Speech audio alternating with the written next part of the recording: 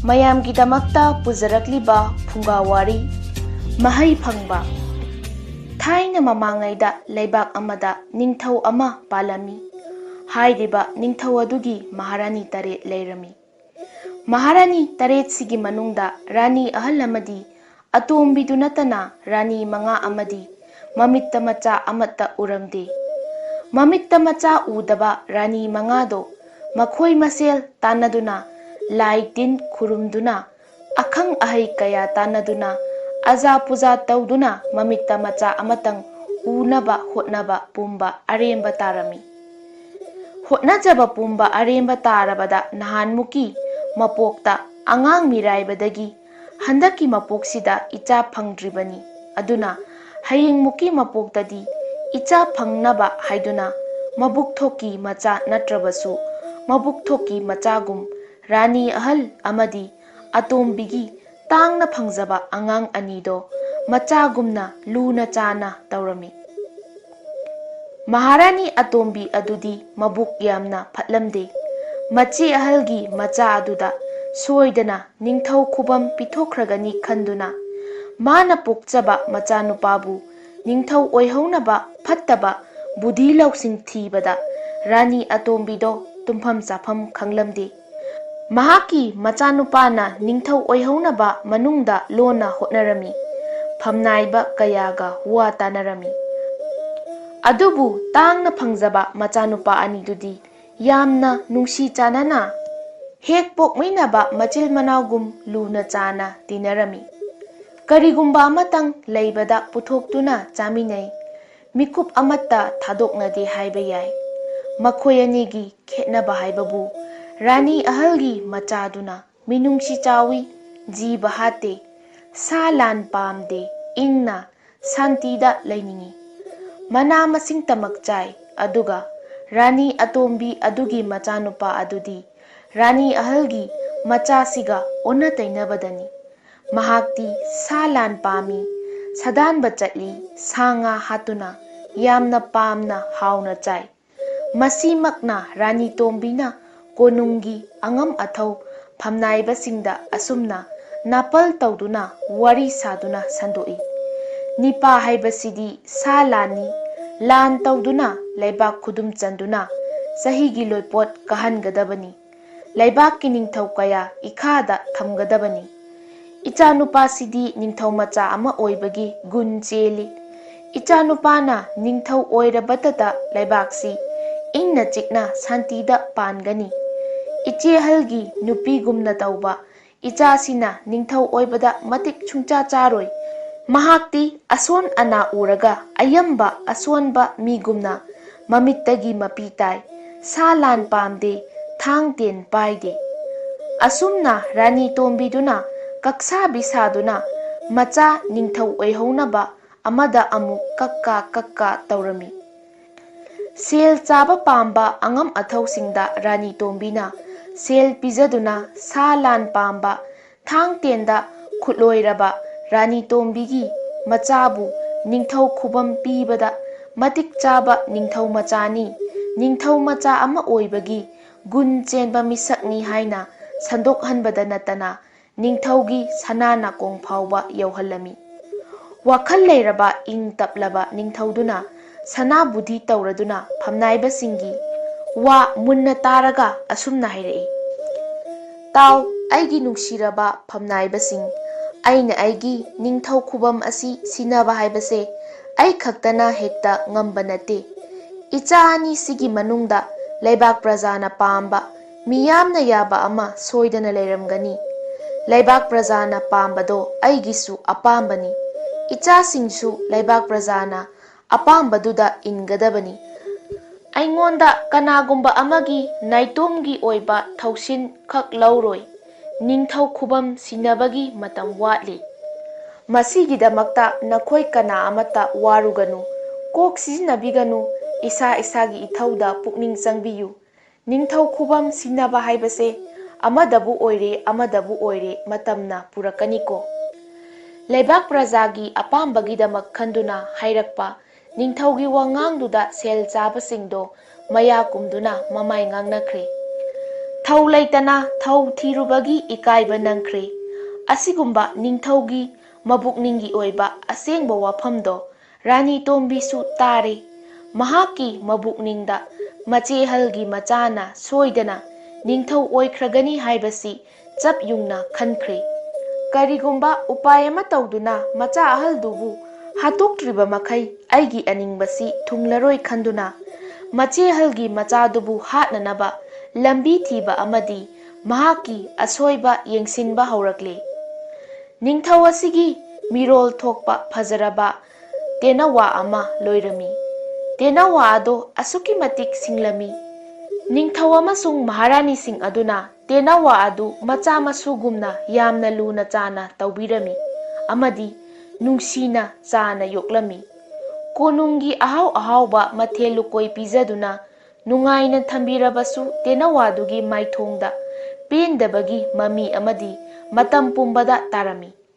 ꯅꯤꯡꯊꯧ ꯑꯃꯗꯤ ꯃꯍꯥꯔꯥꯅꯤꯁꯤꯡꯗ ꯍꯥꯏꯕꯗꯤ ꯌꯥꯔꯔꯣꯏ ꯈꯪꯂꯗꯨꯅ ꯇꯦꯅꯋꯥꯗꯨꯅ ꯅꯤꯡꯊꯧꯒꯤ ꯃꯆꯥꯅꯨꯄꯥ ꯑꯅꯤꯗꯨꯗ ꯑꯁꯨꯝꯅ ꯍꯥꯏꯔꯛꯏ꯫ ꯍꯦ ꯅꯤꯡꯊꯧꯒꯤ ꯃꯆꯥ ꯏꯕꯨꯡꯉꯣ, ꯄꯥꯕꯨꯡ ꯑꯃꯗꯤ ꯏꯃꯥ ꯏꯕꯦꯝꯃꯁꯤꯡꯗ ꯍꯥꯏꯕꯗꯤ ꯌꯥꯔꯛꯂꯔꯣꯏ꯫ ꯆꯥꯟꯕꯤꯗꯨꯅ ꯑꯩꯍꯥꯛꯄꯨ ꯄꯣꯟ ꯑꯁꯤꯗꯒꯤ ꯑꯃꯨꯛꯇꯪ ꯊꯥꯗꯣꯛꯄꯤꯌꯨꯕ꯫ ꯑꯩꯒꯤꯁꯨ ꯅꯨꯡꯁꯤꯔꯕ ꯅꯨꯄꯤ ꯏꯆꯥ ꯏꯁꯨ ꯄꯨꯝꯅꯃꯛ ꯑꯊꯥꯞꯄ ꯎꯃꯪ ꯑꯃꯗ ꯂꯣꯏꯅ ꯂꯩꯔꯤꯕꯅꯤ꯫ ꯑꯩꯁꯨ ꯅꯨꯄꯤ ꯏꯆꯥ ꯏꯁꯨ ꯁꯥꯒꯩ ꯅꯥꯇꯩ ꯅꯨꯡꯁꯤ ꯎꯅꯤꯡꯏ꯫ ꯑꯍꯥꯡꯕ ꯑꯇꯤꯌꯥꯗ ꯁꯥꯒꯜ ꯇꯨꯐꯥꯡ ꯈꯞꯇꯨꯅ ꯏꯆꯥ ꯏꯁꯨꯁꯤꯡꯒ ꯂꯣꯏꯅꯅ ꯄꯥꯏꯗꯨꯅ ꯁꯥꯟꯅꯅꯤꯡꯏ꯫ ꯑꯩꯕꯨ ꯑꯃꯨꯛꯇ ꯊꯥꯗꯣꯛꯄꯤꯌꯨ꯫ ꯇꯦꯅꯋꯥꯗꯨꯒꯤ ꯍꯥꯏꯖꯕꯗꯨ ꯇꯥꯔꯒ ꯅꯤꯡꯊꯧ ꯃꯆꯥ ꯑꯇꯣꯝꯕꯗꯨꯅ ꯃꯁꯨꯡ ꯐꯟꯅ ꯍꯥꯏꯔꯛꯏ꯫ ꯑꯩꯅ ꯅꯪꯕꯨ ꯁꯥꯗꯥꯟꯕ ꯆꯠꯄꯗ ꯐꯥꯔꯛꯂꯒ ꯄꯥꯕꯨꯡ ꯃꯍꯥꯔꯥꯖꯇ ꯀꯠꯆꯈꯤꯕꯅꯤ꯫ ꯅꯍꯥꯛꯁꯨ ꯅꯤꯡꯁꯤꯡꯂꯝꯒꯅꯤ ꯃꯇꯝꯗꯨꯗ ꯄꯥꯕꯨꯡ ꯃꯍꯥꯔꯥꯖꯅ ꯑꯩꯕꯨ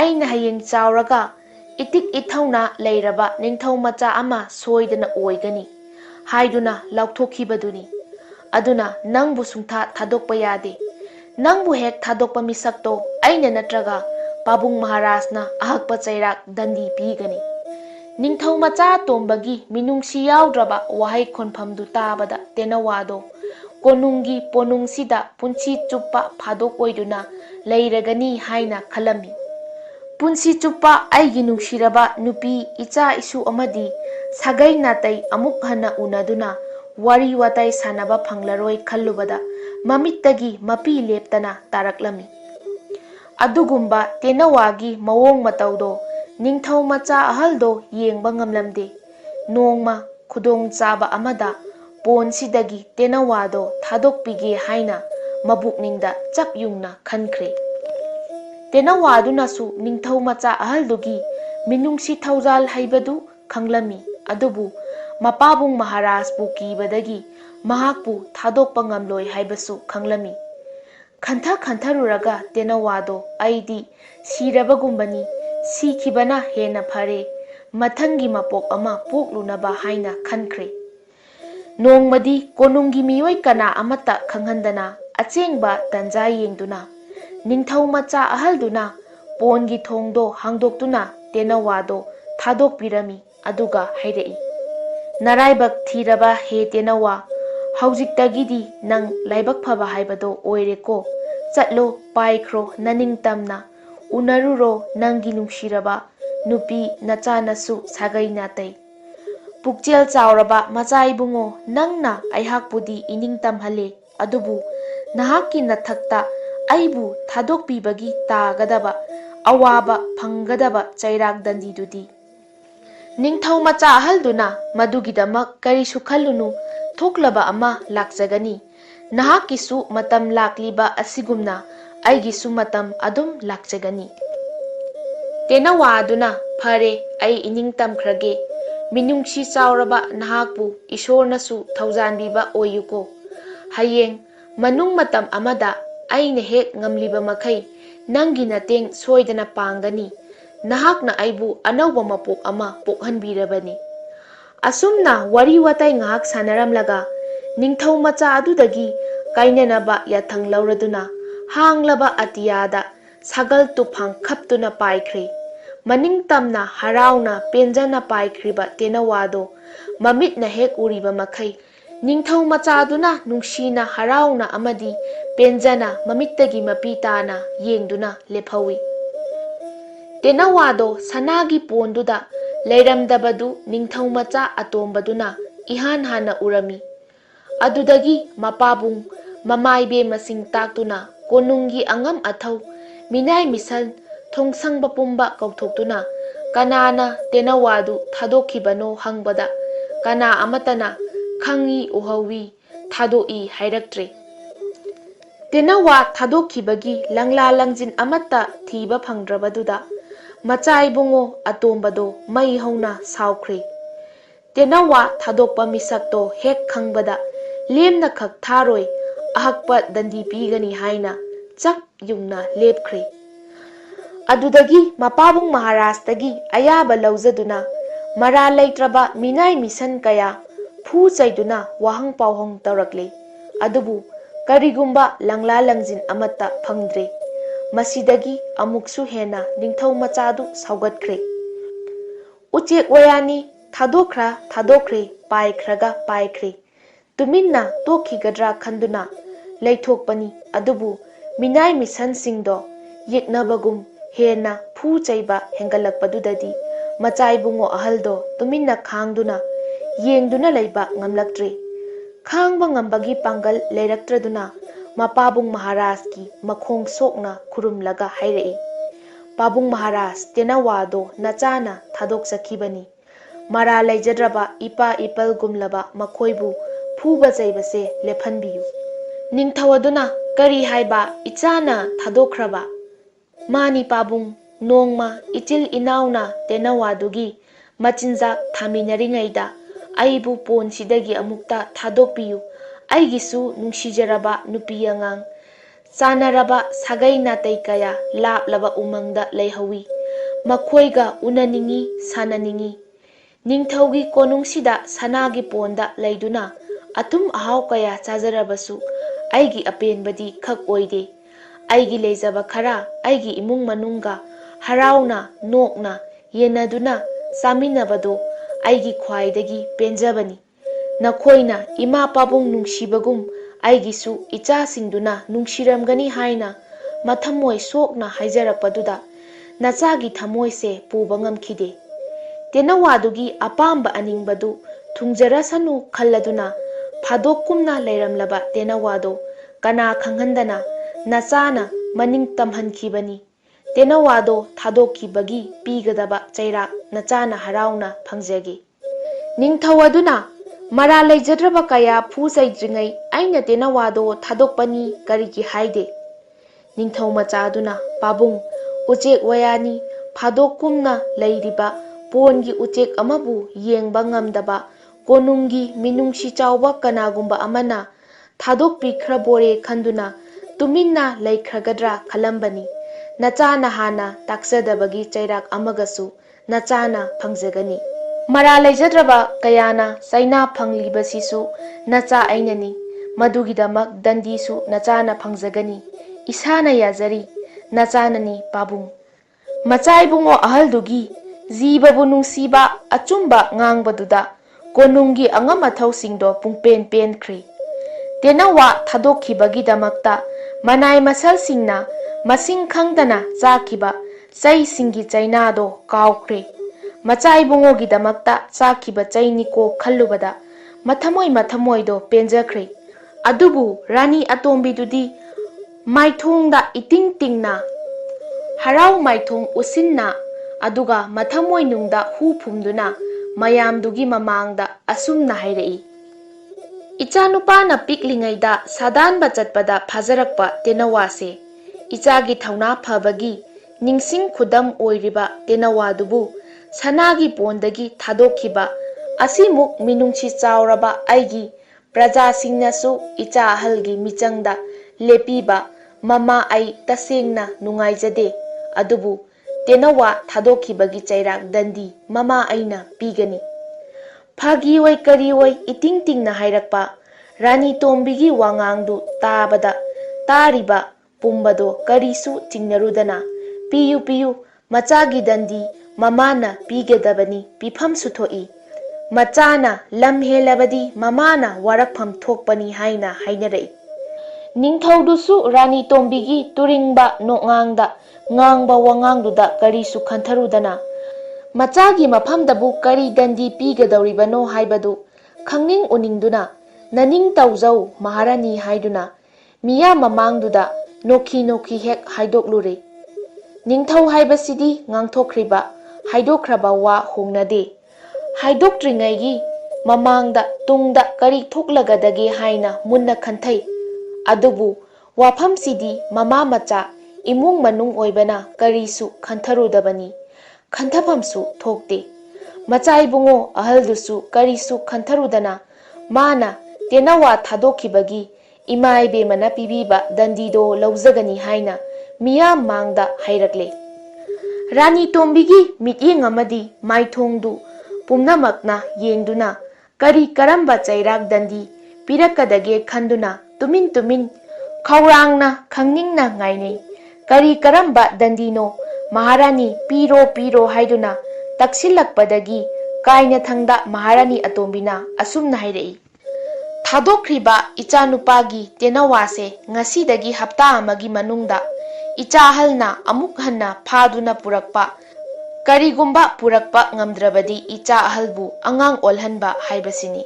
Miyamna khanarambadagi ona tainana Rani Tombigi angakpa ahakpa chairaktu tariba pumba tu chungbaga loinana swai launa pakhatnei. Karisu laitraba thaudok wathok adugidamakta asuk lumba dandi pumnamak thamoinungda is karino magi sibo haina hangnakre. Khudong chaba achengba ngairiba Rani Tombina khudong chaba lauduna pirakpa dandidu tabada pumnamak Rani Tombida sangkrik yenglami. Ningthaunasu nangidubu karino phagi tauribra haina hangbadasu aigi lengdraba apamba chairakni haina tasengna hairakle. Ningthaudu makok ngawkhre karisu laitraba tenawa ama thadokhibagidamaktabu mi hatpa haibasi minasu lainasu yaroidaba dandini hatpa tupa nataba dandi ama piyu haina thembada nattana nahakna hek pokchaba machanipa phauba tamthiraba mamagi pukcheldo warauna imagi dandidu handou hairaba phauba pat hek tatpa makhai hongdou yakhidre. Chap yungna aningba amaga loinana lepkraba Rani Tombidu khudingmakna waraunakre. Hingsabidagi hena tamthikre manak nakpa phauba kinare hangoinare. Adubu dandi phanggadawriba macha adudi karigumba chingnaba amadi akiba mami amata tadana mangonda piriba dandido isana tauzaruba thabaki mahaini aina tauzabana aina phangzabani aina thadokriba tenawado hapta amagi manungda amuk hana purakpa ngamnanaba hotnajage karigumba ngamdaba thoklabadi imana pibiriba dandido ai lauzage haina miya mangduda thauna laina hairakle. Aroiba oina ningthau mantri amadi machemsingna nahaki dandido kanmali leibak praja singna nahakpu mi oina khallaroi tunggidamak munna khallaga nangi dandidu handou haina hanna taklakpadagidi Rani Atombidu munna khallaba tungda magi machanupabu ningthau khubam silhaunabagi apambadu asumna hek phongdorakle. Maharaj ichem ibe masing amadi angam athausing pumnamak tabiyu aina pizariba dandisi khwaigi miyamna handokpiyu haizabadagi khwaigi damak khanduna ai handokchare adubu anisuba asimadi ai khongpham amata handokpa ngamloi. Rani Tombidu pukning hakchang pumnamak phatharaga angamba sakti puthokduna magi apambadu haidorakle. Isagi tenawadu hapta amagi manungda purakpa ngamlabadi phari karigumba ngamdrabadi Maharajki ningthau khubamsi aigi ichanupasida sinaramba asini mabukningda leiramba phongdokpa ngamlamdraba wafamdu phongdokhiba adudadi Rani Tombidu masadu wai ama sangbagum tauki. Machanupabu ningthau oihaunaba chakrini phattaba lausingni haibasi pumnamakna iho hona ure. Mahakpu nungsiba amata yaudre hek pokchaba macha phauba mabu waraukre ꯃꯤꯍꯧ ꯆꯥꯎꯕꯤ ꯃꯃꯥꯒꯤ ꯃꯇꯧ ꯎꯕꯗ ꯃꯆꯥꯅꯨꯄꯥꯗꯣ ꯃꯤꯌꯥꯝ ꯃꯥꯡꯗ ꯂꯦꯞꯄ ꯉꯝꯗꯅ ꯏꯀꯥꯏꯈ꯭ꯔꯦ꯫ ꯏꯀꯥꯏꯕ ꯉꯥꯛꯊꯣꯛꯄ ꯑꯣꯏꯅ ꯍꯥꯏꯔꯛꯏ, "ꯑꯩꯕꯨ ꯄꯣꯛꯄ ꯄꯂꯦꯝ ꯏꯃꯥꯅ ꯑꯁꯨꯛ ꯊꯃꯣꯏ ꯄꯤꯛꯂꯝꯒꯅꯤ ꯍꯥꯏꯕꯁꯦ ꯊꯥꯖꯔꯨꯗꯦ꯫ ꯑꯁꯨꯝꯅ ꯃꯤꯍꯧ ꯆꯥꯎꯔꯝꯒꯅꯤ ꯍꯥꯏꯕꯁꯨ ꯈꯜꯂꯨꯗꯦ꯫ ꯏꯆꯤꯟ ꯏꯅꯥꯎ ꯑꯣꯏꯕꯒꯤ ꯆꯦꯠꯂꯕ ꯅꯨꯡꯁꯤ ꯃꯔꯤꯁꯦ ꯏꯃꯥꯅ ꯊꯥꯗꯠꯄꯤꯒꯗꯧꯔꯦ꯫ ꯃꯕꯨꯛꯅꯤꯡꯗ ꯑꯃ ꯈꯟꯖꯔꯕꯁꯨ ꯃꯆꯥꯇꯣꯝꯕꯒꯤ ꯋꯥꯉꯥꯡꯗꯨꯗꯤ ꯇꯥꯔꯤꯕ ꯈꯨꯗꯤꯡꯃꯛꯅ ꯊꯥꯒꯠꯅꯔꯝꯃꯤ꯫ ꯑꯁꯤꯒꯨꯝꯕ ꯔꯥꯅꯤ ꯇꯣꯝꯕꯤꯒꯤ ꯑꯄꯥꯝꯕꯗꯨ ꯏꯍꯣ ꯍꯣꯅ ꯎꯔꯕ ꯅꯤꯡꯊꯧꯗꯨꯅ ꯃꯆꯥꯅꯨꯄꯥ ꯑꯇꯣꯝꯕꯕꯨ ꯅꯤꯡꯊꯧ ꯈꯨꯕꯝ ꯁꯣꯏꯗꯅ ꯁꯤꯟꯅꯒꯅꯤ ꯍꯥꯏꯅ ꯃꯄꯥ ꯃꯄꯨ ꯄꯨꯔꯣꯟ 8 ꯄꯟꯗꯨꯅ ꯋꯥꯁꯛꯇꯨꯅ ꯂꯥꯎꯊꯣꯛꯂꯤ꯫ ꯃꯇꯝꯗꯨꯗ ꯔꯥꯅꯤ ꯇꯣꯝꯕꯤꯗꯣ ꯄꯦꯟꯖꯈ꯭ꯔꯦ, ꯍꯔꯥꯎꯈ꯭ꯔꯦ꯫ ꯃꯇꯝ ꯀꯌꯥ ꯍꯧꯈ꯭ꯔꯦ꯫ ꯃꯌꯥꯝꯕꯗꯨꯗꯤ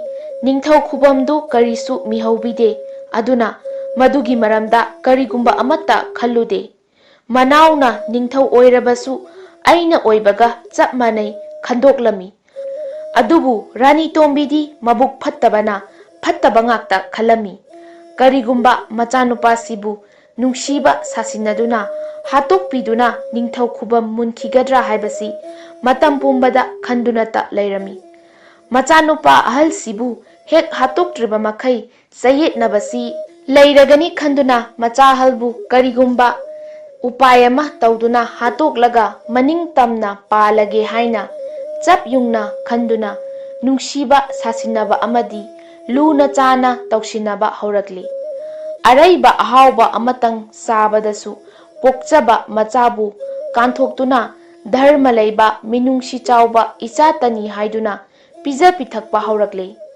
ꯑꯁꯤꯗꯁꯨ ꯅꯠꯇꯅ ꯔꯥꯅꯤ ꯇꯣꯝꯕꯤꯗꯨꯅ ꯀꯣꯅꯨꯡꯒꯤ ꯃꯤꯑꯣꯏ ꯄꯨꯝꯕ ꯇꯥꯅꯕ ꯑꯁꯨꯝꯅ ꯍꯥꯏꯔꯛꯂꯤ, "ꯑꯩꯅ ꯋꯥꯈꯜ ꯊꯦꯟꯕꯤ ꯑꯣꯏꯗꯨꯅ ꯏꯆꯥꯍꯜꯗ ꯂꯥꯟꯈ꯭ꯔꯕꯅꯤ꯫ ꯑꯩꯒꯤ ꯄꯨꯛꯆꯦꯜꯁꯦ ꯑꯄꯣꯛꯄ ꯏꯆꯥꯅ ꯐꯥꯎꯕ ꯍꯪꯒꯣꯏꯔꯦ꯫ ꯏꯃꯥ ꯍꯥꯏꯅ ꯀꯧꯕꯤꯗ꯭ꯔꯦ꯫ ꯏꯆꯥ-ꯑꯍꯜꯅ ꯅꯤꯡꯊꯧ ꯑꯣꯏꯗꯅ ꯀꯅꯥꯅ ꯅꯤꯡꯊꯧ ꯑꯣꯏꯒꯅꯤ? ꯆꯠꯅꯕꯤ ꯍꯧꯅꯕꯤ ꯍꯥꯏꯕ ꯑꯃꯁꯨ ꯂꯩꯔꯤ꯫ ꯑꯩꯅ ꯏꯆꯥ-ꯑꯍꯜꯒꯤ ꯃꯤꯅꯨꯡꯁꯤ ꯆꯥꯎꯕ ꯀꯠꯊꯣꯛꯄ ꯉꯝꯕꯗꯨ ꯀꯗꯥꯏ ꯐꯥꯎꯕ ꯂꯩꯕꯒꯦ ꯌꯦꯡꯕꯅꯤ꯫ ꯏꯆꯥ ꯑꯅꯤꯒꯤꯗꯃꯛꯇ ꯏꯃꯥꯒꯤ ꯊꯋꯥꯏꯁꯦ ꯊꯥꯗꯣꯛꯀꯦ ꯍꯥꯏꯅꯁꯨ ꯈꯜꯂꯤꯕꯅꯤ"꯫ ꯔꯥꯅꯤ ꯇꯣꯝꯕꯤꯒꯤ ꯍꯣꯡꯂꯛꯂꯤꯕ ꯄꯨꯛꯆꯦꯜ ꯑꯃꯗꯤ ꯃꯑꯣꯡꯗꯨꯗ ꯅꯤꯡꯊꯧ ꯃꯍꯥꯔꯥꯅꯤꯁꯤꯡ ꯑꯃꯗꯤ ꯀꯣꯅꯨꯡꯒꯤ ꯃꯤꯑꯣꯏ ꯄꯨꯝꯕ ꯄꯦꯟꯅꯈ꯭ꯔꯦ꯫ ꯃꯃꯥ ꯃꯆꯥ ꯈꯛꯇꯪ ꯅꯥꯏꯇꯣꯝ ꯇꯥꯔꯨꯕ ꯔꯥꯅꯤ ꯇꯣꯝꯕꯤ ꯍꯥꯟꯅꯒꯨꯝ ꯍꯔꯥꯎꯅ ꯆꯥꯟꯅ ꯆꯤꯟꯅꯅ ꯅꯨꯡꯁꯤꯅꯅ ꯑꯃꯨꯛ ꯂꯩꯃꯤꯟꯅꯔꯛꯂꯤ꯫ ꯆꯍꯤ ꯀꯌꯥ ꯍꯧꯈ꯭ꯔꯦ꯫ ꯃꯆꯤꯟ ꯃꯅꯥꯎꯗꯣ ꯁꯥꯔꯦꯞ ꯀꯥꯡꯗꯣꯡ ꯐꯥꯔꯛꯄꯒꯤ ꯃꯇꯤꯛ ꯅꯨꯡꯁꯤ ꯆꯥꯟꯅꯕꯁꯨ ꯍꯦꯟꯒꯠꯂꯛꯏ꯫ ꯃꯤꯀꯨꯞ ꯑꯃꯠꯇ ꯊꯥꯗꯣꯛꯅꯗꯅ ꯆꯥꯔꯦ ꯆꯥꯃꯤꯟꯅꯩ, ꯊꯛꯂꯦ ꯊꯛꯃꯤꯟꯅꯩ꯫ ꯇꯨꯝꯕ ꯆꯥꯕ ꯆꯠꯄ ꯀꯣꯏꯕꯗ ꯉꯥꯏꯍꯥꯛꯇ ꯊꯥꯗꯣꯛꯅꯗꯦ꯫ ꯃꯆꯤꯟ ꯃꯅꯥꯎ ꯑꯣꯏꯕꯒꯤ ꯅꯨꯡꯁꯤ ꯆꯥꯟꯅꯕ ꯃꯔꯤꯗꯨ ꯎꯕꯗ ꯑꯎꯕ ꯈꯨꯗꯤꯡꯅ ꯊꯃꯣꯏꯅ ꯄꯦꯟꯅꯔꯝꯃꯤ꯫ ꯅꯣꯡꯃꯗꯤ ꯑꯌꯨꯛ ꯑꯃꯗ ꯃꯆꯤꯜ ꯃꯅꯥꯎ ꯑꯅꯤꯗꯣ ꯆꯤꯡ ꯄꯥꯠ ꯒꯤꯔꯤ ꯒꯨꯍꯥ ꯂꯣꯌꯥꯂꯝꯒꯤ ꯑꯁꯪ ꯑꯃꯥꯟ ꯌꯦꯡꯉꯨꯅꯤ ꯍꯥꯏꯗꯨꯅ ꯁꯒꯣꯜ ꯇꯣꯡꯗꯨꯅ ꯁꯅꯥ ꯈꯣꯡꯂꯦꯟꯈꯤꯔꯝꯃꯤ꯫ ꯐꯅ ꯌꯥꯝꯅ ꯊꯦꯡꯂꯕ ꯐꯥꯎꯕ ꯃꯆꯤꯜ ꯃꯅꯥꯎꯗꯣ ꯁꯅꯥ ꯀꯣꯅꯨꯡꯗ ꯍꯜꯂꯛꯈꯤꯗ꯭ꯔꯦ꯫ ꯁꯣꯝꯗꯗꯤ ꯃꯆꯥꯁꯤꯡꯅ ꯍꯜꯂꯛꯂꯒ ꯆꯥꯅꯕꯅꯤ ꯍꯥꯏꯗꯨꯅ ꯃꯊꯦꯜ ꯂꯨꯀꯣꯏ ꯂꯥꯡꯕ ꯂꯣꯏꯈ꯭ꯔꯦ꯫ ꯔꯥꯅꯤ ꯇꯣꯝꯕꯤꯗꯣ ꯃꯍꯥꯛꯀꯤ ꯊꯃꯣꯏꯗ ꯃꯃꯥꯡꯗ ꯈꯟꯈ꯭ꯔꯤꯕ ꯋꯥꯈꯜꯗꯨꯗꯤ ꯈꯛ ꯍꯣꯡꯂꯝꯗꯦ꯫ ꯑꯗꯨꯅ ꯃꯍꯥꯛꯀꯤ ꯊꯃꯣꯏꯗ ꯑꯁꯨꯝꯅ ꯈꯜꯂꯝꯃꯤ, ꯃꯆꯤꯜ ꯃꯅꯥꯎꯗꯣ ꯆꯤꯡꯈꯣꯡ ꯆꯤꯡꯌꯥꯒꯤ ꯗ꯭ꯔꯤꯁ ꯌꯦꯡꯂꯨꯕꯗ ꯁꯣꯏꯗꯅꯃꯛꯀꯤ ꯆꯣꯛꯊꯔꯅꯤ꯫ ꯑꯌꯨꯛꯀꯤ 10 ꯆꯥꯛꯂꯦꯟꯁꯨ ꯆꯥꯈꯤꯗꯦ꯫ ꯃꯁꯥ ꯆꯣꯛꯊꯅ ꯍꯜꯂꯛꯄꯒꯤ ꯃꯊꯛꯇ 10 ꯆꯥꯛꯁꯨ ꯂꯥꯝꯂꯒꯅꯤ꯫ ꯑꯗꯨꯅ ꯃꯆꯥ ꯑꯍꯜꯒꯤ ꯃꯊꯦꯜ ꯂꯨꯀꯣꯏꯁꯤꯗ ꯍꯨ ꯍꯥꯞꯆꯤꯟꯗꯨꯅ ꯄꯤꯖꯔꯒ ꯇꯨꯝꯍꯟꯈ꯭ꯔꯕꯗꯤ ꯑꯗꯨꯃꯛ ꯁꯣꯏꯗꯅ ꯁꯤꯈ꯭ꯔꯒꯅꯤ꯫ ꯃꯆꯥ ꯑꯍꯜꯅ ꯁꯤꯕꯒꯤ ꯂꯪꯂꯥ ꯂꯪꯖꯤꯡ ꯊꯤꯔꯛꯂꯕꯁꯨ ꯎꯃꯪ ꯋꯥꯃꯪ ꯀꯣꯏꯔꯨꯕꯗ ꯃꯕꯨꯛ ꯂꯥꯝꯂꯛꯇꯨꯅ ꯌꯦꯃꯧꯅꯕ ꯎꯍꯩ ꯋꯥꯍꯩ ꯆꯥꯔꯨꯕꯗꯒꯤ ꯁꯤꯕ ꯑꯣꯏꯔꯝꯅꯤ꯫ ꯑꯁꯨꯝꯅ ꯈꯨꯝꯐꯝ ꯊꯩꯗꯣꯛꯇꯨꯅ ꯂꯩꯔꯦ꯫ ꯏꯁꯣꯔꯅ ꯑꯩꯒꯤꯗꯃꯛ ꯈꯨꯗꯣꯡꯆꯥꯕ ꯑꯃ ꯄꯤꯕꯤꯔꯦ꯫ ꯍꯔꯥꯎꯖꯔꯗꯨꯅ ꯃꯆꯥ ꯑꯍꯜꯒꯤ ꯆꯥꯅꯕꯗ ꯍꯨ ꯍꯥꯞꯆꯤꯜꯂꯦ꯫ ꯍꯨ ꯍꯥꯞꯄ ꯃꯊꯦꯜ ꯂꯨꯀꯣꯏ ꯑꯃꯗꯤ ꯍꯨ ꯍꯥꯞꯇꯕ ꯃꯊꯦꯜ ꯂꯨꯀꯣꯏ ꯃꯁꯛ ꯈꯪꯅ ꯈꯟꯗꯣꯛꯇꯨꯅ ꯊꯝꯂꯒ ꯃꯆꯥ ꯑꯅꯤꯗꯣ ꯍꯜꯂꯛꯄ ꯉꯥꯏꯈ꯭ꯔꯦ꯫ ꯃꯆꯥ ꯑꯅꯤꯗꯣ ꯍꯟꯖꯤꯜꯂꯛꯇ꯭ꯔꯕꯗ ꯃꯆꯥ ꯑꯅꯤꯕꯨ ꯍꯜꯂꯛꯄ ꯉꯥꯏꯃꯤꯟꯅꯈ꯭ꯔꯦ꯫ ꯉꯥꯏꯍꯥꯛꯀꯤ ꯇꯨꯡꯗ ꯃꯆꯥ ꯑꯅꯤꯗꯨꯁꯨ ꯍꯜꯂꯛꯃꯤꯟꯅꯗꯨꯅ ꯁꯒꯣꯜꯗꯒꯤ ꯀꯨꯝꯊꯗꯨꯅ ꯃꯃꯥꯁꯤꯡꯒ ꯂꯣꯏꯅꯅ ꯆꯪꯃꯤꯟꯅꯔꯛꯂꯤ꯫ ꯃꯆꯥ ꯑꯅꯤꯅ ꯇꯦꯛꯇ ꯀꯥꯏꯗꯅ ꯍꯟꯃꯤꯟꯅꯔꯛꯄꯗꯨꯗ ꯃꯃꯥꯁꯤꯡꯗꯣ ꯅꯦ ꯇꯥꯈ꯭ꯔꯦ꯫ Mamahalna hanglai. Icha anibu kadai kadaida koirubage asuk thengna halaklibasibu. Ima khoidi icha gi sak udriba makai tumba yadraduna icha ani halakpa ngairamlibanine. Mamahalgi wahangdu taraga macha tombana umang wamangda koiruba loising loyagi drisasing mahausagi phajaba umang wamangdagi atum ahau wahai charakpa ifutki aruba ayingba laije sing thaglakpa singdo amatta chithadana mari tamduna mama singda tahalami. Adudagi macha anido ware hakchang yamna chokthare tara chaklen charaga potharurage haina mama singduda hairakli. Adudagidi Rani tombiduna macha anibu nungsina yengaga hairai. Icha sing waraklagani haibasi hana khangladuna icha singidamakta mathelukoi thong thaktuna sem saba loirabani lao sathok minaro lao.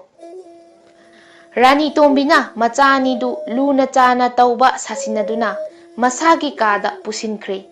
Asigumba Rani tombigi phajaraba lichat sajat sida mache singdu penba khakta natana ningthaudasu tamduna khanghale. Macha anibu sengna irujathok halaga hanana sem saduna thamlaba mathelukoi sanagi pungkham tengkot puthorakle. Hu haplaba mathelukoi duna macha halgi mangda aduga hu yaudaba aduna machagi mamangda thambiraga chathoknaba hairakle. Panthaba tawdana macha anidu chak lami haiduna mamagi mamang dumaktada tap laukhatuna nanghauroidabagumna chak insang singdo loisinnanaba hanba tanarai. Masagi mamang maktada makhutmakna hapkhraba hu yawba mathelukoi sabaduda Rani tombi haraubana loire. Machahal soidana siragani aduga machana yekna tingkhang leitana ningthaugi oihauragani khanbada masado mathum marang hauraktuna tarangda taubugumkhre. Macha anina sabadu momonokna yenglaga ima mapanda hangsit ngahaktang langlukhige saba thakpa loiraga nungaina potharo hairamlaga konungi laikolduda thokre. Laikolduda kari karam taugadage sibabuti soidana siragani kari karam tauna sikribano haina masana hangpham thokpa wahangsi hanglabadi aina umang wamangda sahaidaba yamaunaba uhai wahai charamgani net haidaba laifam tinpham net lubadagi oiramgani haina khumlage khanduna khumgadaba sanaba uhai watasing phajana sindokpa haure. Matamdo kayam thengkhrabano haiba phauba nungaiba wakhalda tauduna matamdo kayam thengkhrabano haiba phauba nungaiba wakhalda tauduna khangkhidre. Somdana manaw tombado mabuk chawbanina mabuk thandre mama kauduna sak ensang haplu law haibasu mamado wakhal amada leikhiduna takhidre. Mama kauba tadrabadudadi mayambado manawgi mawongduda nungsiraduna mana charamba hu yawba mathelukoido haptuna pijari. Ikhang khangaudana manaw tombado hu yawba chak ensangdo charubadagi hugi mechak phangduna phre hairakle. O ima pukche chakle haiduna laimaida tharo olakle. Khudakta kuchu taiphet tasilakle. Manawgi mawongduda mayambadunasu hi kari matauno tauribasidi haiduna pakhatna mapabung amadi mamaibe masing koichen chenduna takle. Konungda leiramba pumnamak thoraktuna machaibungo atombagi phibamdu yenglare. Maiba panji chensilaktuna masa paiduna mihul thahul yenglare. Rani tombi chensilaktuna swai launa pakhatna masamana sap yungkhatuna imagi ibungo imadi mangjaredana haina law khongna kapkhre. Maiba panjina mihul yengbada mihul phangdre. Mama singna kaubada khumkhidre. Apokpi mamana hapa hu yawba mathelukoi charubadagi machanupado aroiba yahip tankre.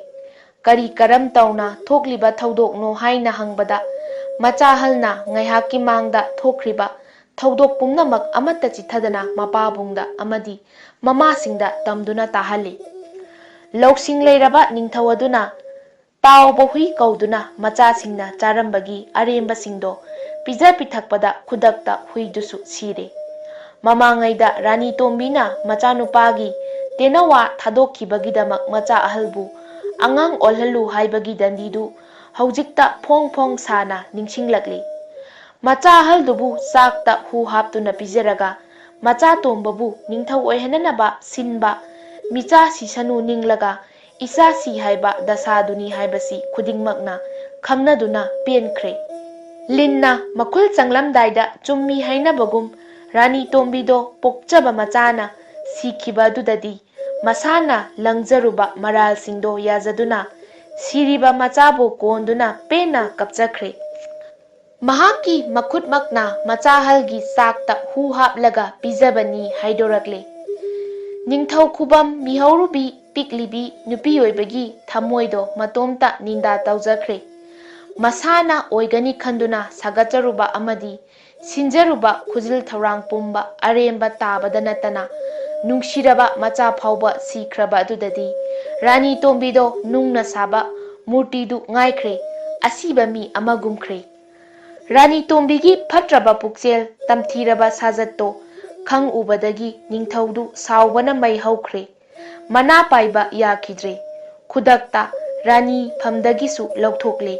Mahakti mi nate matu pandaba sani sadi mirakta leihanba yade mi marakta thamlubadagi mi chage tawribasi aduna suklaba sagi jangalda hundokluro haiduna ningthauna yathang tawduna Rani Tombidu ningthaugi manai masanna jangalda khudakta hundoklure. Ningthaudu asiba machagi haksangdo konduna pena kapchare saminariba hu hapa chak ensangdo machil manau saminabada atombana sikhraga ahalna sidrabadudadi konungi mipum khudingmak ingak ngaklami. Ningthaudusu munna sanabudi tawraga macha ahalda ingna hanglai. Ipagi ibungo isana charambagi hu haplaba chak ensangdo chabada nanause sire haibasu chumle aduga ichana karamna. Mapabung Maharajki wahang loidringaida macha ahalna mamangi thokriba thawdok ama miya mamangduda asumna tamlami. Pabung amadi imaibe masing khwai pumbasu tabiyu nongmai hakna pondagi tenawa thadokibagi thawdok wathoktu khwai pumnamaknasu ningsingbiramgani. Matamduda aihakti ima tombigi chairak dandisu ningthau khubamgisu karisu khallude. Aihakna nungaijakiba amadi khallubadi supnatagi ponda phadokkumna leiramlaba tenawa amakhaki mapunsi maning tamhanduna mana kayagi matik haraujramgadabado adu khaktani tenawaduna kayagi matik nungairamgadaba aibu mahakna kayagi matik nungshiramgadaba aigidamakta isorda mahakna thaujanbiramgadabado khallubada ima tombigi chairaktudi ai thawoirude kibasu kikhide. Adudagidi pabung nongma thenglaba ahing amada ima tombigi piklaba pukchel mihau chauba ningthau khubamgi damakta ichil inaugi mari tathanaba hotnariba mama ama oina mamagi pukchel chendabaduda itomta asini aduni khanthaduna konungi leikolda phamlingaida nachana thadokjakhiba tenawado kadomdagi pairakpano uhau khanghaude machinda khutum mukta chawba piklaba chapu ama chiktuna aigi nakta leiramle. Tenawadu ubada nachasu mittagi pi taraktuna nungsina tenawadu chetna konjaki adudagi tenawaduna chapudu aingonda piraga nungsina asumna hairei pukchel chawraba he ningthau macha nahakna aibu thadokpiduna ining ikha tamhanbagidamakta ngamkhai leitana thagatli nanggidamak aina tawba ngamba haibabu asini nangna nungaibado aigisu nungaibani adubu nahak awafamda tare haibase aisu tare khangle madugidamakta karisu waruganu aina awafamda taraga nangna naning tamba ama natraga nangna awafamda taraga aina awafamda tadaba ama madugidamaktani aina aigi nungsijaraba kayagi mafamdagi bidai lauraduna nangi nama tombina piriba dandi adudagi kannanaba amuk hanna sanagi ponduda leirurage haiduna pairaklibase Ima tombigi awafamdagi kannanabagidama konungi ponda amuk hana lairurage haiduna pairakliba tenawadubu ubada amadi mahaki wa tabada aigi mittagi pise khau haiba yakidri.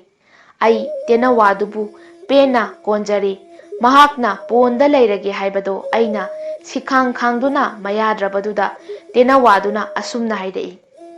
Phare adudi nahakpu kanana karamna hatpa tuppa ngambra yenge aduna aina piriba chapusida yauriba amitrase thau aina thau hairiba amitrase icham chamba nate sida hidakni nahakna amitrasi thaklabadi juk tara punsigani aduga juk tara se mina su laina su nahakpu hatpa sungam ngamloi nasada thang ten changloi yemauna basara basu hu puk thanna thaklabasu nahak karisu siroi ningthau macha aduna adu oirabadi amitrase ichil inaw yenaduna thakminage adu oirabadi ichil inaw juk tara punsiduna laibak sigi bhar puduna ingna tapna panminaragani hairei tenawa aduna madu yade macha ibungo aina piriba amitrasi mi ani yenaduna hek thakminabada thakminariba misakto juk tara punsibadi lairadana mikup taragi matungda siragani macai bungonasu aibu khangoi ainasu takte aise lairebakta leiba lairebaki tenawa ningthaugi machani nongma umangi uhai wahai charingaida macai bungo atonbana aibu phabikhibani taibang migi makhutna soklaba tenawa aikhoise manglabani ningthau macha aduna kari haiba thajabiyu macai bungo aigi nungsijaraba nupi angang kayama unai wari sanai haijabatani makhoiga chamin thakminaba leiminaba phangjadrabani aduna aihakse laireibakta itomta leiribani aduna ai hanagum konungi ponsida leirurage aduga aibu pondagi thadokpirakliba macai bungogi damakta amitrase aigi ipai bungodagi nijaduna puraklibani kari nahakpu laireibaki tenawa ningthaugi macha tenawa aduna nahak chapududagi amitrado thaksilo aduga aina hairibasi chummi chumde khanglagani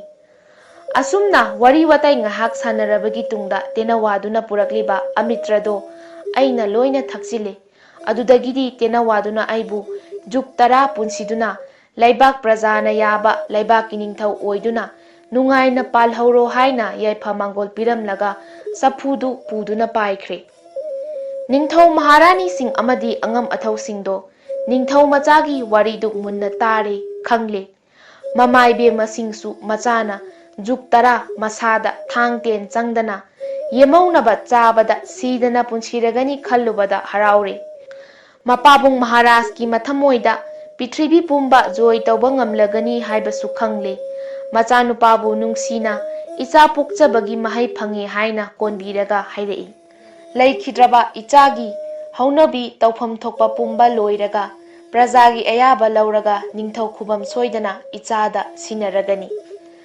adudagidi siraba machadugi tawpham thokpa pumba satnabi haunabi matung inna pangthokre ikui kuidana ningthaudo haidokhiba wa hongdana machanupa halduda ningthau khubam sinakhre laibak praja singsu haraunare asumna mabukjel phatrabi rani tombidu umang wamangda mapunsi chuppa leiduna phattabagi mahai phangki aduga macai bungo ahalduna juk tara punsiduna afauba ningthau oiduna jibabu nungsiruba thaujal heibagi mahai phangki nungaina panki mayamgi damakta pujarakliba Phungga wari ipa ipugi Langei Thakur sagaida pokpa Ramdhan amasung Ram Krishna makhoi animak khungang amatada leiminaba aduga yamna luna sutinaba lawyam chabani makhoi anigi awangba yumjau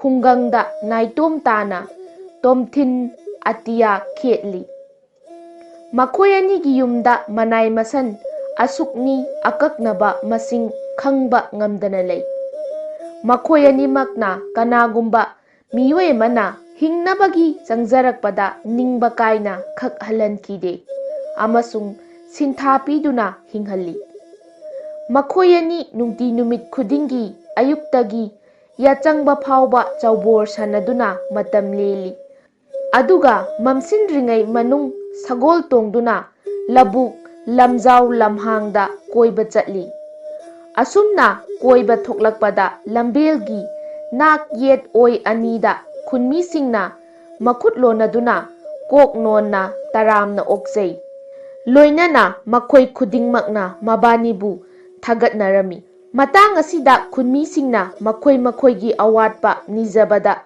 ꯄꯤꯗꯅ ꯇꯣꯛꯇꯦ ꯍꯥꯏꯕꯁꯤ ꯆꯞ ꯆꯥꯅ ꯈꯪꯅꯩ꯫ ꯃꯁꯤꯅ ꯃꯔꯝ ꯑꯣꯏꯔꯒ ꯃꯈꯣꯏꯅ ꯃꯁꯤꯒꯤ ꯇꯥꯟꯖꯥ ꯉꯥꯏꯗꯨꯅ ꯃꯥꯒꯤ ꯃꯥꯒꯤ ꯑꯄꯥꯝꯕ ꯅꯤꯅꯩ꯫ ꯑꯁꯨꯝꯅ ꯅꯣꯂꯨꯛꯅ ꯅꯤꯖꯕꯒꯤ ꯃꯇꯧ ꯑꯁꯤꯕꯨ ꯌꯦꯡꯂꯒ ꯃꯈꯣꯏ ꯑꯅꯤꯃꯛ ꯃꯊ꯭ꯋꯥꯏ ꯄꯦꯟꯖꯩ꯫ ꯑꯁꯨꯝꯅ ꯂꯧꯌꯥꯝ ꯆꯥꯕ ꯃꯔꯨꯞ ꯑꯅꯤꯃꯛꯅ ꯑꯋꯥꯕ ꯍꯥꯏꯕꯗꯨꯒꯤ ꯃꯃꯤꯡ ꯃꯆꯦꯠ ꯑꯃꯠꯇ ꯈꯪꯗꯅ ꯅꯨꯡꯉꯥꯏꯗꯨꯅꯇ ꯃꯇꯝ ꯂꯦꯜꯂꯤ꯫ ꯏꯅꯥꯛ ꯈꯨꯟꯕ ꯔꯥꯝꯙꯟꯒꯤ ꯃꯥꯏꯊꯣꯡ ꯃꯇꯝ ꯂꯩꯕ ꯈꯤꯕꯤꯛꯇ ꯃꯀꯥ ꯂꯥꯝꯗꯨꯅꯇ ꯂꯩ꯫ ꯑꯋꯥꯕꯒꯤ ꯃꯃꯤ ꯃꯆꯦꯠ ꯑꯃꯠꯇ ꯇꯥꯗꯦ꯫ ꯑꯗꯨꯝ ꯑꯣꯏꯅꯃꯛ ꯃꯍꯥꯛꯀꯤ ꯈ꯭ꯋꯥꯏꯗꯒꯤ ꯅꯨꯡꯉꯥꯏꯇꯕ ꯑꯃ ꯑꯣꯏꯔꯤꯕꯅ ꯃꯆꯥꯅꯨꯄꯥ ꯅꯨꯄꯤ ꯑꯃꯠꯇ ꯄꯣꯛꯂꯝꯗꯦ꯫ ꯑꯆꯧꯕ ꯌꯨꯝꯖꯥꯎ ꯏꯍꯥꯡ ꯍꯥꯡꯂꯗꯅ ꯀꯔꯤꯒꯨꯝꯕꯗ ꯃꯣꯡꯐꯝꯒꯨꯝꯅ ꯈꯟꯕ ꯌꯥꯎꯔꯛꯈꯤ꯫ ꯑꯃꯨꯛꯁꯨ ꯃꯍꯥꯛꯀꯤ ꯋꯥꯈꯜꯗ ꯂꯥꯏꯅ ꯁꯣꯏꯗꯅꯃꯛꯀꯤ ꯂꯥꯏꯕꯛꯇ ꯇꯝꯂꯝꯒꯅꯤ ꯍꯥꯏꯕꯒꯤ ꯋꯥꯈꯜꯗ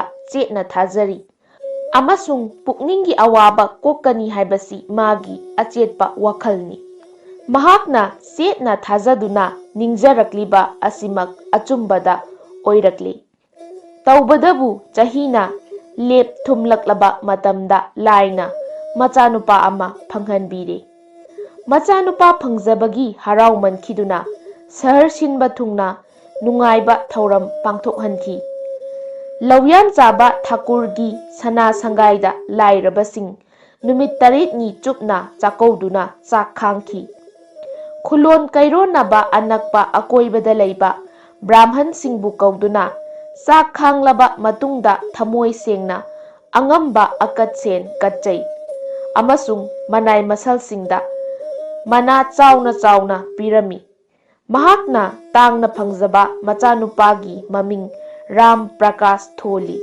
ꯍꯧꯖꯤꯛꯇꯤ ꯊꯥꯀꯨꯔ ꯆꯍꯤ ꯌꯥꯝꯂꯦ, ꯍꯅꯨꯔꯦ꯫ ꯃꯍꯥꯛ ꯃꯁꯥꯅ ꯀꯌꯥꯝ ꯀꯨꯏꯅ ꯇꯥꯏꯕꯪ ꯆꯤꯟꯖꯥꯛ ꯆꯥꯈꯤꯒꯅꯤ ꯈꯪꯕ ꯉꯝꯖꯩ ꯑꯃꯁꯨꯡ ꯁꯤꯕꯒꯤ ꯃꯛꯌꯥ ꯅꯛꯁꯤꯜꯂꯛꯂꯦ ꯂꯧꯏ꯫ ꯑꯗꯨꯕꯨ ꯃꯆꯥꯅꯨꯄꯥꯗꯤ ꯍꯧꯖꯤꯛ ꯑꯉꯥꯡ ꯄꯤꯁꯛ ꯄꯤꯛꯂꯤ, ꯃꯌꯥꯗ ꯈꯣꯝꯂꯥꯡ ꯃꯅꯝ ꯀꯣꯛꯇ꯭ꯔꯤ꯫ ꯃꯉꯣꯟꯗꯕꯨ ꯑꯁꯨꯛ ꯌꯥꯝꯕ ꯁꯅꯥ ꯂꯨꯄꯥ ꯁꯤꯟꯅꯔꯨꯕꯗ ꯀꯔꯤꯕꯨ ꯈꯪꯂꯨꯒꯅꯤ? ꯃꯆꯥꯅꯨꯄꯥꯗ ꯂꯟ ꯊꯨꯝ ꯁꯤꯟꯅꯅꯤꯡꯗ꯭ꯔꯤ꯫ ꯁꯤꯟꯅꯔꯦ ꯍꯥꯏꯅ ꯈꯜꯂꯁꯤ, ꯃꯍꯥꯛꯅ ꯁꯦꯟꯅꯕ ꯉꯝꯒꯗꯕꯁꯨ ꯂꯩꯇꯦ꯫ ꯑꯗꯨꯗꯤ ꯍꯧꯖꯤꯛ ꯊꯥꯀꯨꯔ ꯔꯥꯝꯙꯟ ꯀꯝꯗꯧꯕ ꯇꯥꯔꯤ? ꯊꯧꯗꯣꯛ ꯑꯁꯤꯅ ꯃꯍꯥꯛꯀꯤ ꯄꯨꯟꯁꯤꯒꯤ ꯏꯍꯥꯟ ꯍꯥꯟꯕ ꯋꯥꯈꯜꯒꯤ ꯑꯋꯥꯕꯅ ꯄꯨꯝꯀꯣꯏ ꯀꯣꯏꯁꯤꯟꯕ ꯍꯥꯏꯕꯗꯨ ꯑꯣꯏꯔꯦ꯫ ꯇꯥꯏꯕꯪ ꯃꯤꯑꯣꯏꯕꯒꯤ ꯄꯨꯟꯁꯤꯗ ꯂꯟ ꯊꯨꯝ ꯃꯔꯥꯡ ꯀꯥꯏꯕ ꯑꯗꯨꯒ ꯂꯥꯏꯔꯕꯅ ꯄꯠ ꯇꯠꯄ ꯆꯨꯗꯠꯅꯕ ꯑꯅꯤ ꯑꯁꯤꯅ ꯑꯆꯧꯕ ꯌꯦꯛꯅꯕ ꯑꯣꯜꯂꯤ꯫ ꯂꯟ ꯊꯨꯝ ꯄꯠ ꯇꯠꯂꯕꯗꯤ ꯂꯥꯏꯕꯛꯇ ꯇꯥꯏꯅꯗꯨꯅ ꯀꯞꯄꯤ ꯑꯃꯁꯨꯡ ꯑꯩ ꯏꯅꯥꯛ ꯈꯨꯟꯖꯔꯝꯂꯕꯗꯤ ꯍꯤꯡꯕꯗ ꯀꯔꯤꯒꯤ ꯑꯁꯨꯛ ꯋꯥꯖꯔꯨꯈꯤꯅꯤ? ꯀꯔꯤꯒꯨꯝꯕꯗ ꯃꯤ ꯑꯗꯨꯒꯤ ꯂꯟ ꯊꯨꯝ ꯄꯥꯊꯣꯛꯅ ꯂꯩꯔꯕ ꯃꯍꯥꯛ ꯑꯗꯨ ꯄꯨꯛꯅꯤꯡꯗ ꯉꯥꯏꯍꯥꯛ ꯂꯩꯇꯅ ꯇꯪꯗꯨ ꯂꯩꯇꯥꯗꯕ ꯄꯣꯛꯍꯜꯂꯤ꯫ ꯃꯔꯝꯗꯤ ꯃꯇꯧ ꯀꯔꯝꯅ ꯃꯁꯤꯕꯨ ꯆꯦꯛꯁꯤꯟꯅ ꯉꯥꯛ ꯁꯦꯟꯗꯨꯅ ꯊꯝꯒꯅꯤ? ꯍꯨꯔꯥꯟꯕꯅ ꯍꯨꯈꯤꯒꯗ꯭ꯔꯥ? ꯏꯆꯥ ꯏꯁꯨꯗ ꯁꯤꯟꯅꯔꯨꯔꯒ ꯃꯈꯣꯏꯅ ꯑꯃꯨꯛ ꯃꯊꯣꯡ ꯃꯔꯝ ꯈꯪꯍꯜꯂꯣꯏꯗ꯭ꯔꯥ? ꯃꯁꯥ ꯃꯊꯟꯗ ꯄꯪꯆꯤꯡꯗ ꯆꯤꯡꯅꯖꯕ ꯄꯣꯛꯄꯅꯤ꯫ ꯐꯤꯚꯝ ꯑꯁꯤꯃꯛꯅꯤ ꯔꯥꯝꯙꯟꯗ ꯑꯣꯏꯔꯤꯕ꯫ ꯃꯍꯥꯛ ꯑꯋꯥꯕ ꯋꯥꯈꯜꯒꯤ ꯑꯄꯥꯛꯄ ꯏꯌꯥꯏꯗ ꯂꯨꯞꯂꯤ ꯂꯨꯞꯂꯤ ꯇꯥꯎꯔꯤ꯫ ꯁꯥꯡꯂꯕ ꯃꯄꯨꯟꯁꯤ ꯃꯄꯨꯡ ꯑꯁꯤꯗ ꯑꯋꯥꯕ ꯋꯥꯈꯜ ꯍꯥꯏꯕꯗꯨꯗꯒꯤ ꯇꯥꯝꯅ ꯅꯥꯊꯩꯗꯨꯅ ꯂꯩꯖꯔꯛꯂꯕ ꯂꯧꯌꯥꯝ ꯆꯥꯕ ꯊꯥꯀꯨꯔ ꯂꯟ ꯊꯨꯝ ꯍꯦꯟꯗꯣꯛ ꯄꯥꯊꯣꯛꯅ ꯂꯩꯁꯤꯜꯂꯨꯕꯗꯒꯤ ꯁꯤꯔꯝꯗꯥꯏ ꯐꯥꯎꯕ ꯂꯟꯒꯤ ꯑꯋꯥꯕ ꯑꯃ ꯃꯥꯌꯣꯛꯅꯔꯤ꯫ ꯔꯥꯝꯙꯟꯅ ꯃꯍꯥꯛꯀꯤ ꯃꯔꯅꯥꯏꯒꯤ ꯑꯣꯏꯕ ꯑꯔꯨꯕ ꯋꯥꯐꯝ ꯑꯁꯤꯕꯨ ꯃꯍꯥꯛꯀꯤ ꯑꯃꯠꯇ ꯉꯥꯏꯔꯕ ꯇꯤꯟꯅꯕ ꯃꯔꯨꯞ ꯔꯥꯝ ꯀ꯭ꯔꯤꯁꯅ ꯐꯥꯎꯕ ꯂꯣꯠꯁꯤꯟꯗꯨꯅ ꯊꯝꯃꯤ꯫ ꯃꯁꯤ ꯀꯔꯤ ꯃꯔꯝꯒꯤꯅꯣ ꯍꯥꯏꯕ ꯇꯥꯔꯕꯗꯤ ꯂꯟ ꯊꯨꯝ ꯍꯥꯏꯕ ꯄꯣꯠ ꯑꯁꯤ ꯎꯔꯒ ꯃꯍꯥꯛꯇꯒꯤ ꯍꯦꯟꯅ ꯊꯥꯖꯕ ꯉꯝꯗ꯭ꯔꯕ misak phawbanasu makhong chumna lepa wai. Ramdhanna asum khanbada aroibada mahaki minai ama lei. Masi mahaki pukningda thajai. Minai asina mahaki aruba tanja lakpa matamda mangonda tanabada mahaki lauksing yamna phangki. Masina maram oiraga mahakna mahaki minai Nandu mi thaduna athengba ahingda kauhallaga mahaki aronba ka manungda mabani khakta thong mihut thong pumnamak lonsili. Nandu Ramdhangi kangthol manakta khurukhudak kunduna phamli. Nanduna adomna nanaibu ningsingbibra. Ramdhanna hoinge Nandu aigi punsida nahaka manana thajaba yaba inayamata leitabani.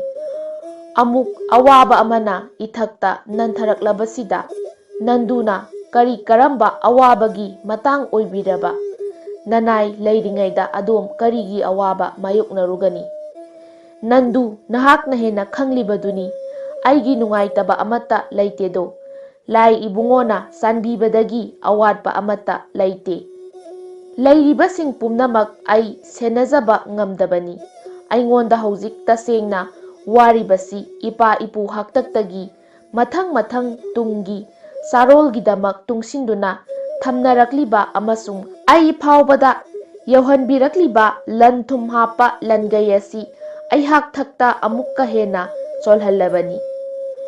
Nanduna hoi chumi aikhoi mapu ibungobu laiga pangkhakni adomgi Langei matam laiba kibikta chonna laikini.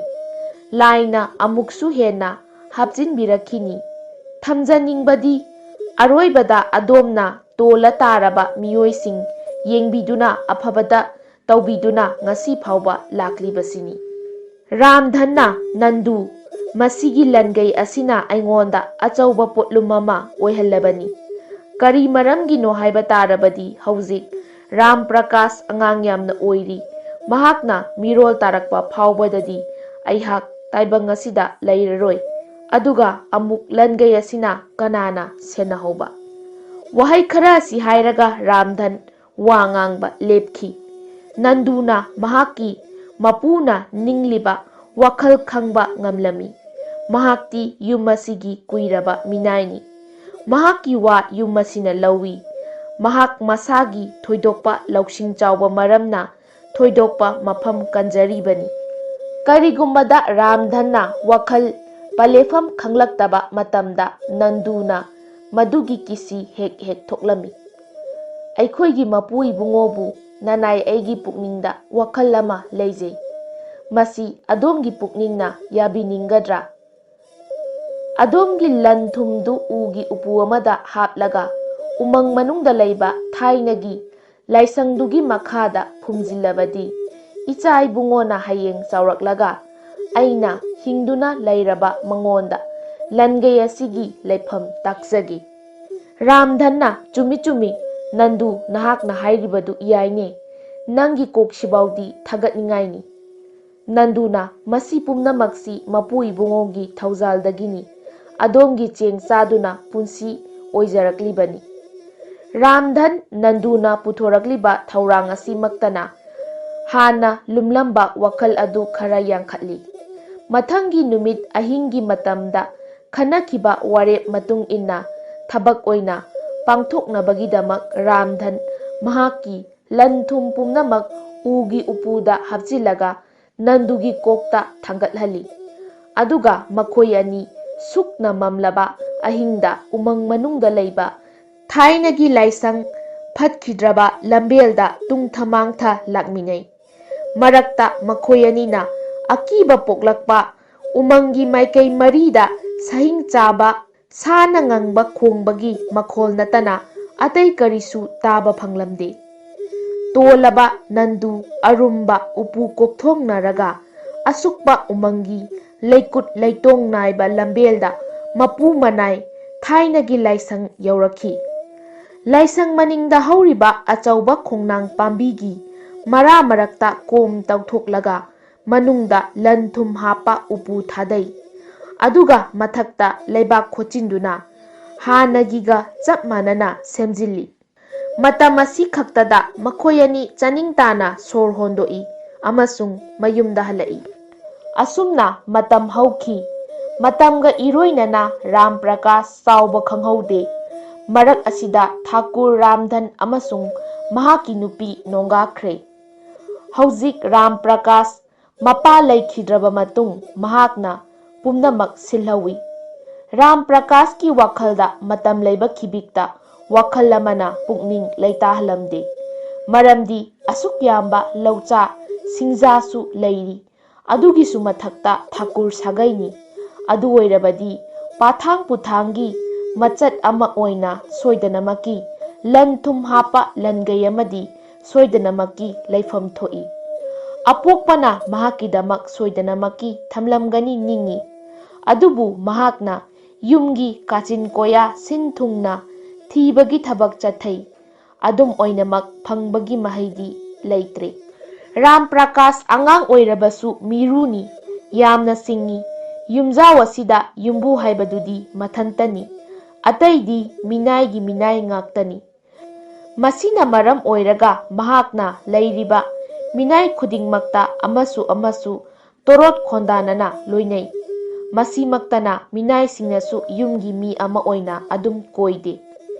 Ram Prakash ki pukningda numit khudingi Langei kadaida chatkre haibagi wahang tattana lakhi. Singnaba phaurakhi. Huranbana hukrabra natraga kanagumbana khudum chankrabra. Wahang kayani mahak matomtagi pukningda thorakli. Adum oinamak mahakna kanadasu hanglude. Hangba yabasu nate aduga hanggadawribase kanadano. Mathanta prok chaksai. Kaina thangda mahakna mahaki apokpaga yamna luna tinaramba Ram Krishna ningsinglakhi. Amasung mahaki manakta hanggadabagi laklami. Ram Krishnana kari taurabage ibungo nasak nasadu imak hek maksilladana yengbada nungai khidreda. Napadudi nongmagi numit amatasu mathwai nungai tabagi mami taba ukhidabani. Aduga nangna kaidauraba. Chingnaganu aingonda napamakni khanna tamu. Ram Prakashna itoni bungo adomdi aikhoi imungi maramda loinamak khangbiribanido. Hoine chumine nangna hairiba wadu. Nakhoi napadu aigi khwaidagi nungsiraba marupni. Aikhoi ibani ngaihakta thadoknadabani. Ram Prakashna itoni bungo adomdi khangbiramgani thajai. Aikhoi ipagi lan thum kayam leiba aduga amuksu ipa ipu haktaktagi sum mathang tungi mirolgi tungsinduna laklibani. Ram Krishnana hoi chumi bungo nangna hairibaduda karisu chingnaningai leitabani. Aikhoi Thakurni aikhoi pari puri singna mathai thainadagi hauna lan manghalamlaga khak sikhide. Ram Prakashna makha tarai.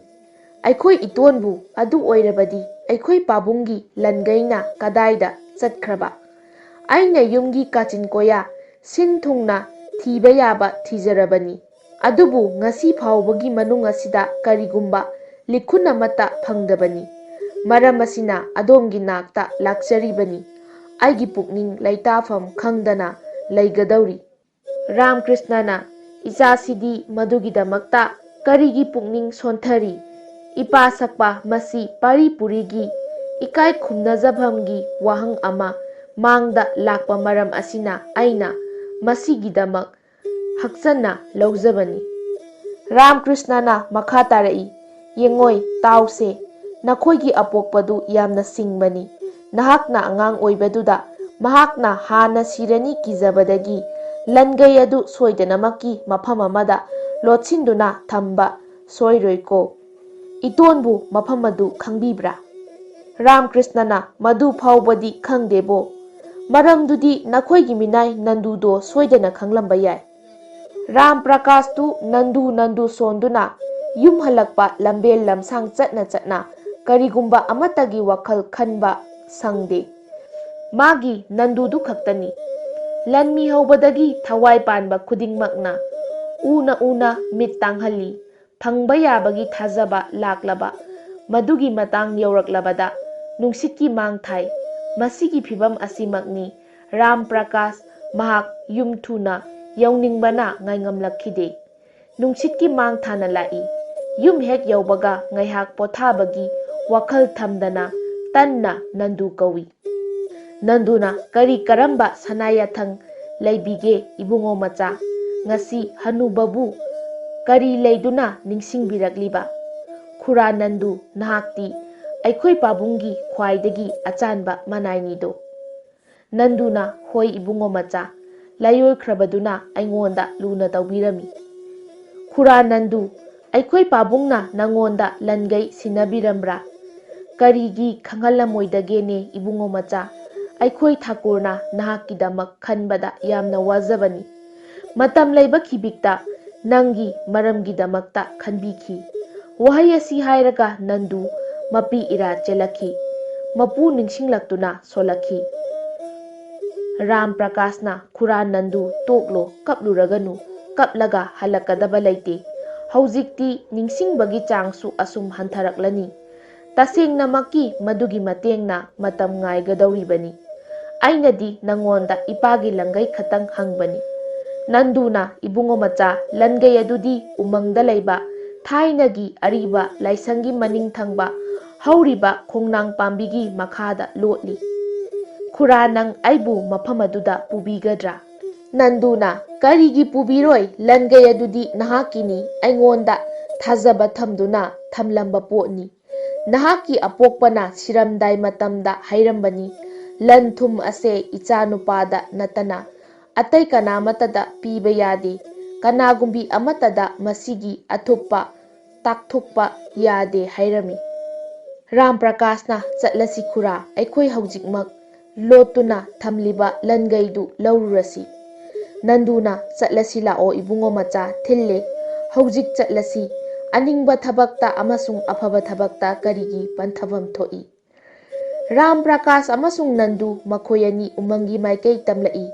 Anakpa amasung arapa akoibada sahing chaba sangana khongbagi akiba makhol tarai. Natragana karigumbada makoyanina chatpagi makhol tai. Nandugi wakhal yamna nungaina mang thana chatli. Nungai jaribana ngasidi mangonda laikhidraba mapuna thongat piramba arumba kokthon thangdaragani khallubadagi loinana ningjaramba amasung ningliba animak mahakna thunghanba ngamle masigi wakhalda oire mahakna haraujariba. Asum lakpana makoyani thainagi ariba laisang yaure. Bhagavan Vishnugi thainagi mitamgi mang sangsilaktuna makoyani mak pukning maka lamna khurumlami. Nanduna khongnang makhongda changsinki. Khara laptakna chatlaga Nandu chatlambadagi ikhang khangaudana karigumba ama ningsinglakpagum chap leplaga Ram Prakashta onsinduna suktoktuna sauna yenglai.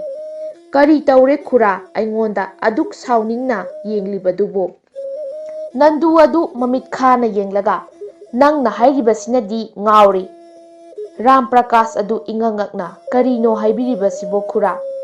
Sabing ngangano swaida gadha hui mi phata nang mafamsida kaidauba laklino chatkhro chatlu aina hairibasini thuna chatkhro. Nandu adu hanagi matauga iman manadana asumna hairei. Ram Prakashki wakhalda masigi misibu kari oknaraklaba jatno khalli. Kuidri haujiktani mabani pukchel sengna wari sanaduna lotliba Langei lokthoklusi lakminaba aduga onsinduna makan thithokna chairakliba Ram Prakashki wakhalda haujikmak mahak hek manarubada phangge tanarakliba khuttagi nanthokkhini haibasi khangba ngamlai. Mahakna pukning phatharaga hairei. Khura Nandu nang nasadu yamna chokthana ure chatsi yumhalasi hayeng kona muk laklasi hairaga makhudang pairaga nungsina chingi. Haujikta mai haukhai sauramba Nandu Ram Prakashna yumhalasi hairakpada asauba khanghan hanthakiduna Ram Prakashki matung inarai. Mahakna hana saukhiba adu ningsingba ngamdana hanglaki. Ibungo macha haujik kadomdano chatpirisina. Ram Prakashna yumdani khura. Nanduda mafam marang ikhang khanghaudana onlakliba phibam uraga Ram Prakash ngaktaba ngamkide. Masigi mi asina haujik ngaihakki mamangda mangonda laukhatpa yadana thina machin pena chaikhibani haujikna amuk mi asina nungsina kauraga makhut lonari. Masi pumnamak manungda kari lotli karigumba khangba ngamjade. Mahaki wakhalda thajabagi matung inadi ngasi soidre Langei phanglani adubu phanglibana kari wakhal asida ungduna yum yaurakpa khanghaude Ram Prakash adu. Haujik Nandu aduna mahaki khong khut nambiduna noibiri. Mi asina mahaki chana thaknaba pumnamaksu puraktuna thaugali. Mi asigi wakhaldasu karino laurusi chatminaraga karigi puraktana halakli. Masigi wakhalda mahak masamaksu nungnangba pokli. Nanduna Ram Prakashu hayeng amuk laurusi haiduna hawi. Mathangi numita makoyani ngarangumna laisang yaurakle. Makoyani asum harauna wari saminaduna nungaina lakpani laisang phawbada. Adubu laisang yauraklagadi kari amuk taurakle. Khongnang khong hek yaubaga Nandugi masak thok olakhi. Mahakna mahaki mapugi masak khana yenglaga sangatuna hairei. Hai apang nang mafamsida kaidauge lakli ha. Huranba taungamba angauba minai macha chatkhro chatluna hai.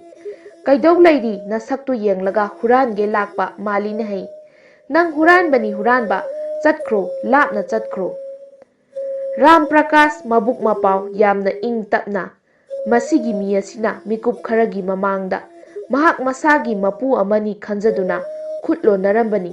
Haujikna mikup asida karamna khangwon olakli. Ram Prakash ngahak panthaba tauramdana yum halai. Mahakna hanba uraga Nandusu tunginaraktuna amuk hanna hanagumna wari saba haurai. Mapu ibungo machabu adombu Langei lauba lakbiba natra. Ram Prakashna mani. Adu kaidauraba khut hangna hanbirisina. Karisu taude wakhal sum nungaitadana taubani. Nate ibungo macha adum taufade. Ibungodi aigi mapugi aroiba khudamni. Aduk yamba Langei nahakidamak thamlibani. Haujik ai madugi Langei pamlaktre. Ai athiba michai taningdre. Ibungo macha karino adomna haibiribasina. Aihak isamaki mapudabu chaiba ngamgadra. Loire tauhaidaba taudringai hana aigi lay kakhibana pharabani. Khuran Nandu nang haujikmak yum yauksilamo ai iton ibungo Ram Krishnagi manakta ngaihaktang yauksilukige. Wahai asi hairamlaga Ram Prakash Ram Krishnagi yumda chumdringna chatkri. Mahak lakpa uraga Ram Krishnana hairei. Ibungo nangbu hanadagisu amukka hendokna soksinna uribasibu kaidaurabage. Iton ibungo adomna Langeigi maramda haibikhidana. Maramdu aikhoigi minai ariba ahal Nandu loinamak khangba mali. Adubu mahakna Langei lei hairiba mafamadu hek yaubaga sakpam ama hekta onki. Aingondabu masi yauna chaibani. Nang huranbani huranba taungamba haujik masibu kamdausige iton ibungo. Ram Prakash ki wahai taraga Ram Krishna sida nokthoraki. Karigino iton ibungo nachana thawai waraga nokpiribasina. Aidi khanbada sigadaure. Masigi miphata minai macha asina khuttagi Langei nanthokhangadawri. Machindagi tonganba michai chaba phangli. Icha ibungo nahakna khangdre masi taibangine. Masida mi makhal suna laibani. Nang thamoi pikthaganu. Masigi Langei ase nahakna phangdawba lairabani. Ram Prakashna karamna iton. Ibungo itongi wasi pukning changna taw. Haujiksi aina nangonda takliba. Masigi wafam kanagumbagi mafamda haidokpa yadi. Laigi thaujal phanglabadi Langei nahakna hayengmak phangani. Maton ibungogi wa taraga Ram Prakash mathwai chauthokjai. Ningba kaigadra khalluba wakhal haujikti oithokpa yabagi manak naksilakhi. Achauba wakhalga loinana mayumda halakle. Mahakna halakpada Nanduna mahakpu leptuna ngaiduna leiramba urakhi. Nanduna makhut lonaduna hairei. Mapui bungo sak loijari. Ram Prakashna Nandugi masak karino tauribasibo hanna yengi karisu thoidokpa tawdana icham chamna ui. Nandugi masak uraga mahakna mapubu kauthoktuna hangatna yengba phawba ngamjagadaba mandi. Mapu ibungo macha adom Langei lawba lengbiraroidra. Yengbiyu madugi Langei do adom gini khanduna thamlamba potni. Madu lawbiyu. Aisu ibungo machagi pabagum kok sidokhrabadi Langei leibakta tumkhrani. Awoibani ibungo macha nanai na haijabasi chumlabani. Aigi punsi nakhoigi narum thupna hingjarakli ai tawbimal masak khangdaba oiningde. Yamna phare khura Nandu aikhoi hayeng ayuksi Langei lawthoklurasi. Hoine madu thintadana lawthokhawdaba yadabani. Aigi thamoi za taba oirani. Aroibada lanthumgi wahawni. Masi hairamlaga Nandu adu tumba changkhre. Mathangi ayuk anganbada makhoi ani umang manungda leiba laisangda lai. Aduga ahanba maktada Bhagavan Vishnubu khurumjai. Laisangi maningda hauba khongnang makhongda lakminai. Nandu mamit ngaksang ngangsilaki. Mahakna akhaba mityengna Ram Prakashta yenglaga hairei. He angauba huranba apangmanang aduda kari tauge changli. Chatlu chatkro ai khangi nangna hurandauba tauribani. Handamukti Ram Prakash thukat bidre. Mahakna matoni bungo Ram Krishna gi wa ningsinglaki. Mahakna hairei. Mafam maduda hek yaubaga nangonda chaibado madugi mafam maduda Langei lotlibani. Kari maram gidamak lanna mi mako ngauhali. Maram asina Langei leifam hek yaubaga mahaki ko ngauba haurakpani. Mahakna khalaibani masigi Langei aina agi karigi oiroidage. Haujik mahak marin chumthoktaba yadre. Ram Prakashna haijilaktuna Nandugi khudang tap pharaga manakta chingsili. Amasung mamaida khupakna amuk aniraktang onduna set thajilaga hairei. Law mi macha hui atonba launamba nangna mapudabu namitna kanna yengjaba saradana kadai yotpak to purau aingonda piyu. Nang aswaida chathoklaga leiruso khajiktang lenge hek hotnarakpada nakoktu masung mari tagadabani. Mapugi hanagi phibamga iwon onabagi phibam uraga Nandu khangki kijaraki. Kiman khibadagi tumpak tasinna lapna handoklaga phamthaki. Ram Prakash kom tawthokhibagi mafam yenglaga laibak khotokpa haurai. Khara khotoklaga ugi upu ama urakpadagi mahaki masa pumba tuman khyau chungki. Mahak mathanta haraujaman khibadagi kanna laurai. Phangle ipa ipugi Langei phangle. Ram Prakash Nandu kausilaga hairei. Chatlasi upu